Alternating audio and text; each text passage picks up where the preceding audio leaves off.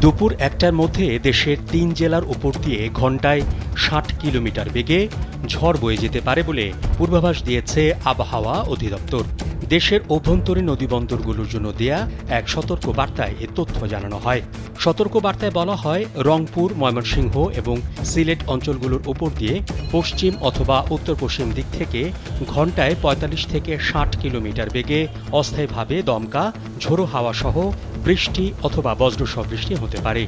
এসব এলাকার নদীবন্দরগুলোকে ১ নম্বর সতর্ক সংকেত দেখাতে বলা হয়েছে। যমুনা ইলেকট্রনিক্স ঈদে ডাবল খুশি অফার সিজন 3, যে কোনো পণ্য কিনলেই পাচ্ছেন নিশ্চিত ঈদ উপহার। এদিকে আবহাওয়া অধিদপ্তরের পূর্বাভাসে বলা হয়েছে, ২২ এপ্রিল ময়মনসিংহ ও সিলেট বিভাগের কিছু কিছু জায়গায় এবং রংপুর, রাজশাহী, ঢাকা ও চট্টগ্রাম বিভাগের দু-এক জায়গায় অস্থায়ীভাবে দমকা হাওয়া সহ বিদ্যুৎ চমকানো অথবা বৃষ্টি বা বজ্রসহ বৃষ্টি হতে পারে।